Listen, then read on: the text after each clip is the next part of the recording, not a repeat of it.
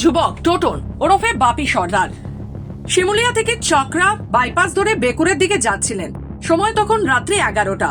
হঠাৎই তার ওপর দুষ্কৃতীরা চড়াও হয়। পথ অবরোধ করে মুহূর্তের মধ্যে ধারালো অস্ত্রের কোপ বসায় তার গলায়। উদ্দেশ্য ছিল হত্যা করে ছিনতাই করার। অসীম সাহস আর মনোবলকে ভরসা করে রক্তাক্ত অবস্থাতেই সেখান থেকে কোনো ক্রমে প্রাণে বাঁচেন।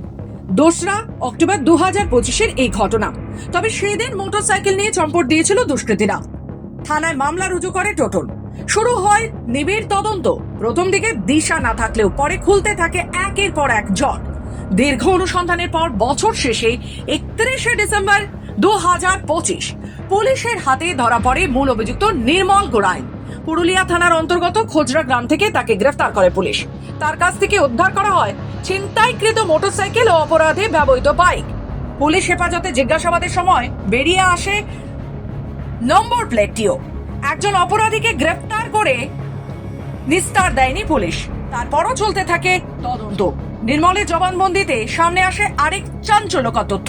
এই অপরাধের নেপথ্যে ছিল একটি অনলাইন পরিচয় ও ঘনিষ্ঠতার গল্প, যা শুনে আটকে উঠতে পারেন আপনিও।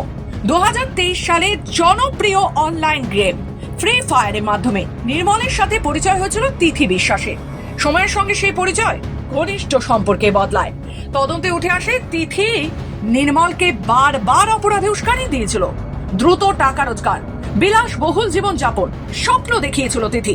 আর সেই দেবার স্বপ্নই কাল হলো।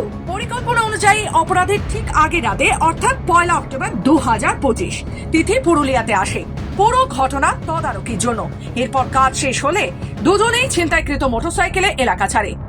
এই তথ্যের ভিত্তিতে 6 জানুয়ারি 2026 নদিয়া জেলার ধানতলা থানার অধীন আরাংঘাটা এলাকা থেকে তিথি বিশ্বাসকে গ্রেফতার করে পুলিশ। তার বাড়ি দক্ষিণ 24 পরগনা জেলার বাগদা থানা এলাকায়। তাকে মাননীয় আদালতে পেশ করা হলে 4 দিনের পুলিশ হেফাজত মঞ্জুর হয়। পুরুলিয়া জেলা পুলিশের এই তদন্তে স্পষ্ট হয়েছে একটি অনলাইন গেম থেকে শুরু হওয়া সম্পর্ক কিভাবে ধীরে ধীরে রূপ নিয়েছিল এক রক্তাক্ত অপরাধে। প্রযুক্তির দৌলতে এগিয়েছে দুনিয়া, কিন্তু এই অনলাইন গেম কোন দিকে নিয়ে যাচ্ছে নতুন প্রজন্মকে, তা নিয়ে উঠছে প্রশ্ন। ঘটনায় কেউ বা কারা জড়িত রয়েছে কিনা আরো তার তদন্ত করছে পুলিশ। বুধবার পুরুলিয়া জেলা পুলিশ সুপার এই তথ্য প্রকাশ করেন।